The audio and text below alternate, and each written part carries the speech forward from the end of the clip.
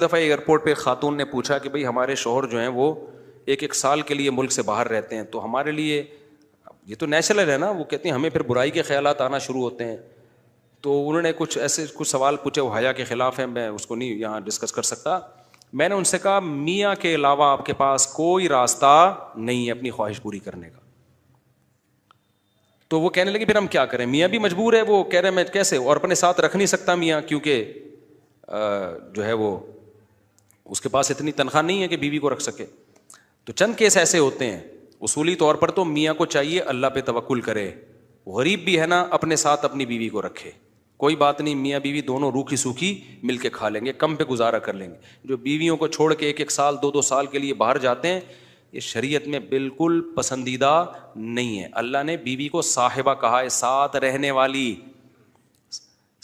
والی.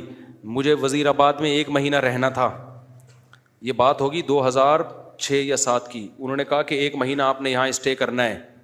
بیانات کے سلسلے میں نا مسجد 1 مہینے کے لیے میرے حوالے کی تھی. تو میں نے کہا بھائی میں تو بیگم کے بغیر 1 مہینہ نہیں رہ سکتا، بچے بھی تھے میرے. تو میں نے کہا 1 مہینہ میں نہیں رہ سکتا، مجھے بیگم بچے چاہیے، ان کا بھی ٹکٹ دو تو میں یہاں رہوں گا ورنہ نہیں رہوں گا. تو انہوں نے پھر بیگم بچوں کا بھی ٹکٹ دیا. گھر والوں کے ساتھ رہ لیتے ہیں آدمی تمیز سے، ورنہ بیگم کے بغیر ہمارے لیے تو بڑا مشکل ہے اتنا لمبا عرصہ رہنا. مجبوری میں رہنا پڑتا ہے تو ایک الگ بات ہے، لیکن ہے مشکل کام. چاہے کتنے بھی آدمی کے میاں بیوی میں جھگڑے ہو نا، نہیں رہ سکتا بھائی. تو 1 سال کے لیے پتہ نہیں کیسے رہ لیتے ہیں لوگ بیگم کے بغیر. ٹھیک ہے ان کی مجبوری ہوتی ہے، میں مانتا ہوں، لیکن اس میں کوشش کرو اللہ پہ توکل کرو. بیگم روکھی سوکھی کھا لیں گے، لیکن اللہ میاں نے بیگم کو صاحبہ کہا ہے قرآن میں. صاحبہ کا مطلب ساتھ رہنے والی. صاحبہ کا کیا مطلب ہے؟ ساتھ رہنے والی. تو اس کا مطلب جب شادی ہو گئی تو وہ پھل ترو کی طرح تمہارے ساتھ چپک گئی ہے. پھل ترو کی طرح اس لیے کہہ رہا ہوں کہ لوگ پسند نہیں کرتے، لیکن اللہ نے اس کو آپ کے ساتھ کیا کر دیا ہے، اب جہاں جاؤ گے بیگم صاحبہ ساتھ ہوں گی. آپ شارٹ ٹائم کے لیے جانا ایک الگ بات ہے، لانگ ٹائم کے لیے جانا ہے تو بیگم آپ کے ساتھ اللہ نے بولو چپکا دیے. وہ خود بھی گناہ سے بچے گی، تم بھی گناہ سے بچو گے. تو اس لیے یہ طریقہ ٹھیک نہیں ہے سال کے لیے میاں بیوی کا دور رہنا.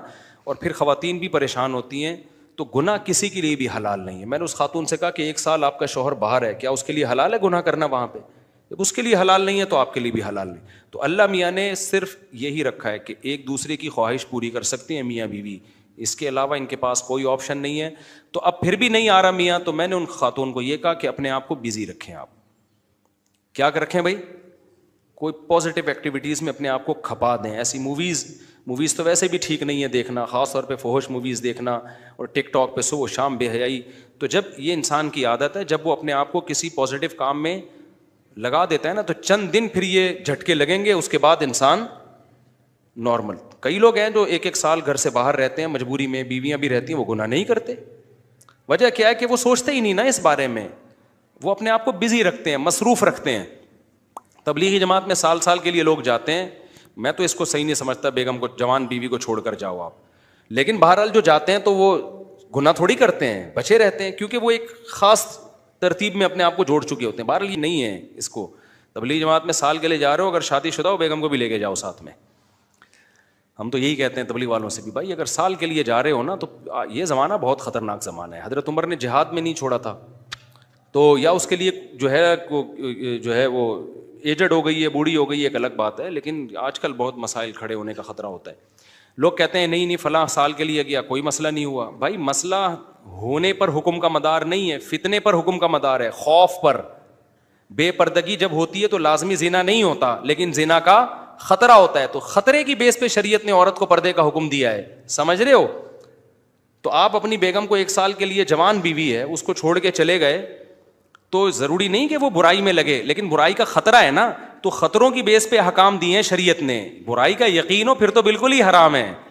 تو خطرے کی بیس ہے، خطرہ اس بات کا. اس لیے اتنا لمبا بیگم کو چھوڑ کے جانا ٹھیک. اور میں آپ سے بتاتا ہوں، دیکھو جس کو بیوی کے حقوق دینے ہو نا، اپنی بیٹی کو سامنے رکھ کے سوچ لے.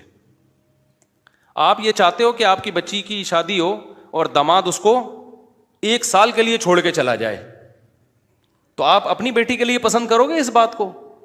تو جو اپنے کے لیے پسند نہیں کر رہے، دوسروں کی بیٹیوں کے لیے کیوں پسند کر رہے ہو اس بات کو؟ بھائی یہ تو غلط ہے نا. تو اس لیے یہ اچھے لوگوں کی علامت نہیں ہے. ہاں تبلیغ میں اللہ کے لیے قربانی دے رہے ہوتے ہیں، لیکن بیگم کو بھی لے جاؤ یار. سمجھتے ہو کہ نہیں سمجھتے؟ یا پھر شادی کے بغیر پہلے سال لگا لو, شادی کی ہے تو پھر بیگم کو ساتھ لے کے جاؤ. تو بڑے مسائل کھڑے ہونے کا خطرہ ہوتا ہے آج کل. تو اس لیے اس میں جب, اور اگر نہیں ہے کوئی صورت نہیں بن رہی ہے تو پھر اپنے آپ کو مثبت ایکٹیویٹیز میں اتنا کھپا دو. تو میں آپ کو گارنٹی سے کہتا ہوں چند دن چند مہینوں کے بعد آپ کے دماغ سے وہ خیالات نکل جائیں گے. تو آپ مصروف کر دو گے اپنے آپ کو, لیکن اس بیس پہ آپ کے لیے کوئی بھی گناہ حلال نہیں ہے, گناہ حلال نہیں ہوگا آپ کے لیے. اچھا بھائی, طاہر شمیر رحیم یار خان انٹرچینج سے جب بھی گزر ہو میرے پاس کھانا کھا کے جائیں. ٹھیک ہے انشاءاللہ, صلو علی الحبیب. چلیں کبھی گزریں گے تو, لیکن وہی ہے کسی سے ملاقات نہیں کروانی, سیدھا کھانا رکھ دینا ہے, اصرار نہیں کرنا, ہماری مرضی کھانا کھائیں نہیں کھائیں, نکل لیے پھر ٹھیک ہے. ایسی دعوت ہمیں بہت اچھی لگتی ہے. دیکھو مجھے وہ مہمان اچھا لگتا ہے جو بے تکلف ہو. آپ سمجھتے ہو نا میری اس پوری تقریر سے کہ میں لوگوں سے ملنا نہیں چاہتا, ایسا نہیں ہے. بے تکلف آدمی مجھے پسند ہے. میرے پاس 3 دن بھی لوگ ٹھہر کے جاتے ہیں جو میرے رشتے دار نہیں ہیں, لیکن یہ وہ لوگ ہیں. کیسے لوگ ہیں؟ ابھی پشاور سے میرے ایک پرانے دوست آئے ملنے کے لیے, آئے, میں نے کہا السلام علیکم, کیا حال ہے, سب سیٹ چل رہا ہے, الحمد للہ. اس کے بعد پتہ نہیں میں بھول گیا, وہ خود ہی جا کے کھانا کھا رہے ہیں. میں تو مصروف آدمی ہوں بھائی, خود ہی کھانا کھا رہے ہیں, لیکن برا نہیں محسوس کر رہے. پھر جب مجھے ٹائم ملتا ان کو بلا لیتا, آ جاؤ یار بیٹھتے ہیں, جا بھائی چائے بنا کے لاؤ, بھائی ان کو بھی پلاؤ مجھے بھی پلاؤ. پھر کھانے کے ٹائم پہ مجھے یاد آیا ارے وہ آئے ہوئے ہیں, میں نے کہا آپ بھی آ جاؤ کھانا کھا لو. انہوں نے کھانا کھا لیا, صحیح ہے نا. پھر بھول گیا میں کہاں گئے, پتہ نہیں کہاں گئے. پھر اگلے دن مجھے یاد آیا اڑے بندہ آیا ہوا ہے بھائی, لیکن وہ ناراض نہیں ہو رہا. پھر میں آیا, جب میں فارغ ہوا میں نے کہا آ جاؤ یار, میں نے فلاں جگہ جانا ہے بیان کے لیے, آپ بھی میرے ساتھ ہی گاڑی میں آ جاؤ. اپنے ساتھ گاڑی میں بٹھایا, لے گئے ان کو, بیان کیا, گھمائے, پھر آیا اپنے ساتھ ہی واپس لیا. پھر بھول گیا میں, پتہ نہیں بندہ گیا کہاں پہ. تو وہ ناراض نہیں ہوئے. 3 دن اسی طرح ہم نے ہنسی خوشی گزارے. اس کے بعد وہ نکل لیے. انہوں نے کہا میں پشاور پہنچ چکا ہوں. میں نے کہا یار کوئی میری طرف سے کوتاہی ہو گئی, معاف کر دینا. کہہ رہے کہنا تو یہ چاہیے تھا, بدتمیزی کی انتہا کر دیا آپ نے, لیکن وہ خوش تھا. تو ایسے بندے 100 دفعہ ہیں. میں نے تو ایک کمرہ اسپیشل مہمانوں کے لیے بنایا ہوا ہے, واش روم کے ساتھ, کہ مہمان آئیں اسٹے کریں یہاں پہ.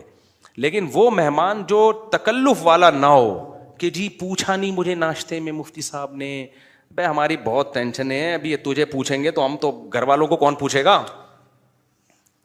ہاں کوئی بہت میرے ٹیچر آ جائے نا, استاذ آ جائے, معزز مہمان, کوئی بہت ہی اپر لیول کا میرے ٹیچر آ جائے, میرا چاچو آ جائے, وہ چاچو تو میرے بیچارے انتقال ہو گیا, میرے ماموں آ جائیں, تو ان کے ساتھ یہ سلوک نہیں ہوگا.